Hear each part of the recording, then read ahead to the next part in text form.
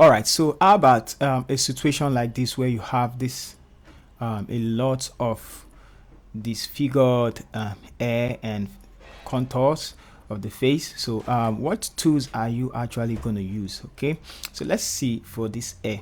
Now you might think you can grab this one and then the way I taught you. So let's rasterize the layer so we can destroy it.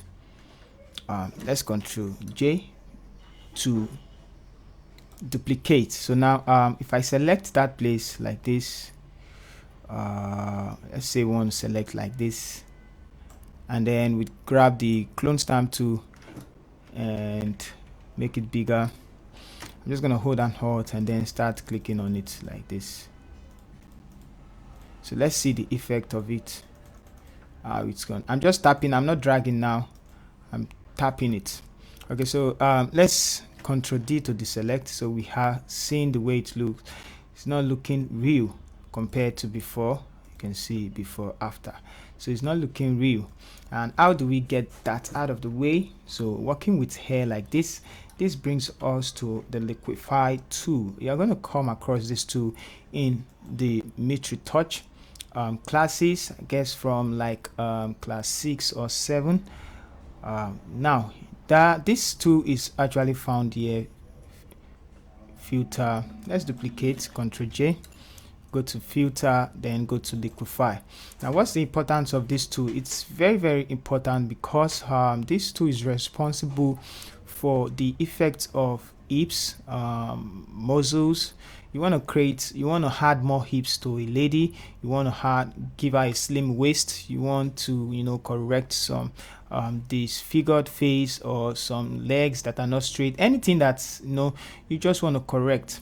This tool is the best for correcting body alignment and adjustment. Okay, so I'm going to make it a little bit bigger, but I'm going to tell you how to go about this. Now I'm just quickly going to drag it in and drag it in. Don't worry about what you're seeing at the edge, so keep dragging it in. Please, you can make it smaller and keep dragging in fact,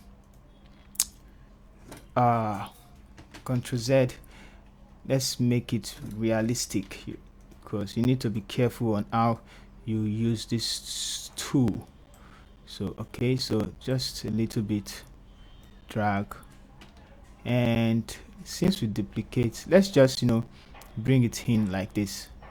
Don't worry about the way it's disfiguring the face right now. We're just trying to bring the hair. Okay, let's say we are good like this, and let's bring this one backwards like this. I'm also going to do this side. Okay, so just bring it in. Don't worry about what you see. Okay, let's say the hair is like this. I'm going to hit OK. So preview before we have this and preview. Now don't mind the face. Okay, so just hit OK. Now it's going to update itself. Now what we need to do is to create a mask for the face. So create a mask, drag that, take this upwards, and then create a mask on it. Now on the mask, you're going to grab the normal brush tool, expound, and erase. Make sure the foreground color is black, and let's hide those places. Sorry, hide it. So something like this. Yep. So you can see how it is. Sorry, let's make it look real. And this place, put an hex and hex. Don't worry about it. Just under the layer, let's create a solid color adjustment layer. It's okay, drag it down, double click inside, and I'm gonna teach you all this if you don't know what it is. Okay, so now boom, we just corrected the hair. And you can create a stem visible layer, Ctrl Shift Alternate E, the shortcut, or you go to I think layer, create a stem visible layer. It's somewhere around here. New stem visible. Well, I just know the shortcut though. Is it on edit? Create a stem visible layer. Ctrl Shift Alternate E though. That's the shortcut for creating a stem visible layer. All right, or you can just select them like this, and then right click. You're going to see merge layer, merge visible, and all that. Okay, so now I just created a stem visible layer. I'm just going to show you our before, after. Was it this one now? Let's delete this mask. Delete, apply. All right, so yeah,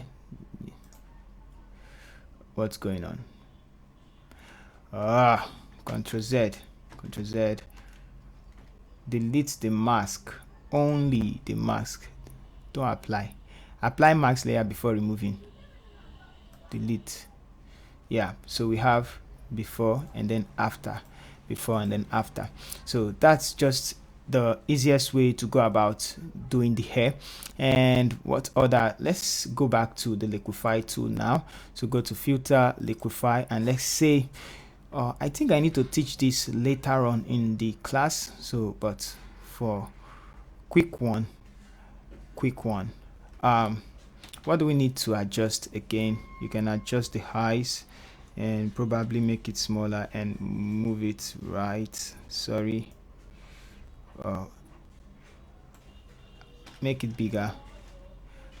I think this is the way the high is, but that's just how the Liquify tool function. I guess you can use it right here. I'm just gonna cancel.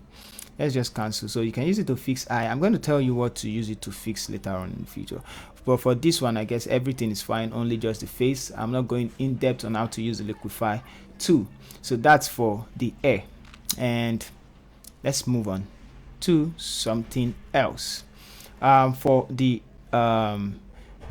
eyeshadow, I think the brush, you all know what the brush is. The brush is very useful. You can make it very small and then choose the color by holding down Alt to sample this one, and then you can start dragging one. You can see, let me zoom in, 1 1 1 1 1 1 1. It's actually used for fixing eye shadows. So you can actually do this when you notice. Okay, so it's best you just select the area you want to do. So something like this. Now I want to teach you something else. Okay, so for, let's say we want to line up the high shadows like this. For those of you who know how to make up, I'm going to use this side instead. Let's use this side. Okay, that's because I'm using my marks. First of all, make sure it's straight and then come back in and like that. And now you're going to grab your clone stamp to make it smaller and hold down Alt and drag. So Ctrl D to deselect. That's how to, you know, do the highs, the high shadows and the rest. So that's from like this, looking rough, and then like that. Okay, so see you in the next one.